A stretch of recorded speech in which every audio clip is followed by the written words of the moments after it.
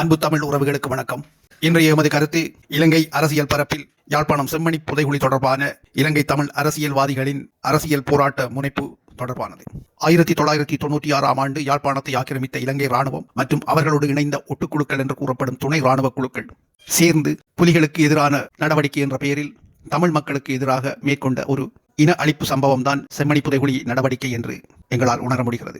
96ஆம் ஆண்டளவில் யாழ்ப்பாணத்தை ஆக்கிரமித்த ராணுவம் தேடுதல் வேட்டை என்ற பெயரில் பெருமெடுப்பிலான சுற்றி வளைப்புகளை மேற்கொண்டு அந்த சுற்றி வளைப்பின் போதே பலரை கைது செய்வதும், சுற்றி வளைப்பின் போது அவதானிக்கப்படும் விசேடமாக அவதானிக்கப்பட்டு குறிப்பிட்ட நபர்கள் குடும்பங்கள் என்று அவர்களை தனியாக தந்திரமாக இரவு நேரங்கள் ஊடுருவி அந்த குடும்பங்களை அந்த நபர்களை கடத்தி கொலை செய்திருக்கிறார்கள் என்பது தெரிய வருகிறது. அத்துடன் ஒவ்வொரு சந்திக்கு சந்தியாக அமைக்கப்பட்டிருந்த காவலரங்களில் இருந்து சோதனை நடவடிக்கை என்ற பெயரில் தடுத்து வைக்கப்படும் பொதுமக்கள், இளைஞர்கள், யுவதிகள் மற்றும் எந்த வயதுக்கு உட்பட்ட நபர்களாயிருந்தாலும் முதியவர்களாயிருந்தாலும் அவர்கள் கொல்லப்பட்டிருக்கிறார்கள் என்பது தெரிய வருகிறது. உண்மையில் இந்த விடயங்கள் இலங்கை தமிழ் அரசியல் பரப்பில் உள்ள தமிழ் அரசியல்வாதிகளுக்கு பூரணமாகவே தெரிந்த விடயம்தான். இருந்த போதிலும் அவர்கள் இந்த திட்டமிட்டு மேற்கொள்ளப்பட்ட தமிழ் இன அழிப்பு தொடர்பான அரசியல் ரீதியான அரசு எதிர்ப்பு போராட்ட முனைப்புகளை முன்னெடுப்பதற்கு மிகவும் அச்சப்படுகிறார்கள் என்பதுதான் உண்மையான விடயம்.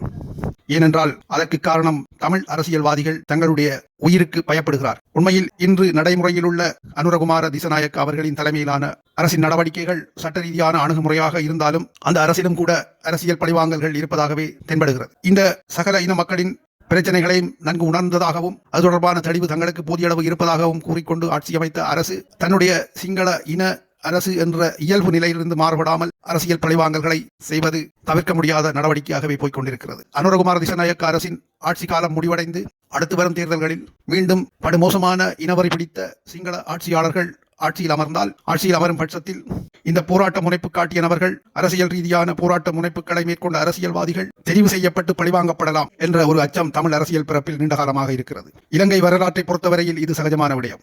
பெரும்பாலான பிற நாடுகளில் ஆட்சி மாற்றம், அரசியல் பழிவாங்கல்கள் என்றால் உயிர் பறிக்கும் அளவிற்கு செல்வதில்லை. ஆனால் இலங்கை தமிழர்களின் அரசியல் பரப்பு விடயத்தில் அரசியல் பழிவாங்கல் என்பது உயிர் பறித்தல் என்பதில் தான் முடிகிறது. எனவேதான் இலங்கை தமிழ் அரசியல்வாதிகள் அமர்த்தி வாசிக்கிறார்கள் என்று ஒரு சாதாரண முறையான வார்த்தையில் சொல்லலாம். அப்படி அதை மீறி அவர்கள் பெருமெடுப்பிலான அரசியல் போராட்ட முனைப்புகளை மேற்கொண்டால் அடுத்த எதிர்வரும் காலத்தில் அமையவிருக்கும் சிங்கள இனவெறி அரசு விசேடமாக தமிழ் அரசியல்வாதிகளுக்கான புதைகுழி திறப்பு விழா செய்தாலும் ஆச்சரியப்படுவதற்கு இல்லை. ஏனென்றால் இலங்கையின் தமிழர் நிலை அதுதான். இந்த நிலை மாற வேண்டும். இதற்கு காரணம் தமிழர்களின் அரசியல் நிராதரவான நிலை, தமிழர்களை சர்வதேசம் திட்டமிட்டு புறக்கணித்த நிலை என்பது எமது கருத்து. நன்றி. நீங்கள் இதுபோன்ற கருத்துக்களை அறிவதற்கு எங்களுடைய யூடியூப் சேனலை சப்ஸ்கிரைப் செய்யுங்கள். நன்றி, வணக்கம்.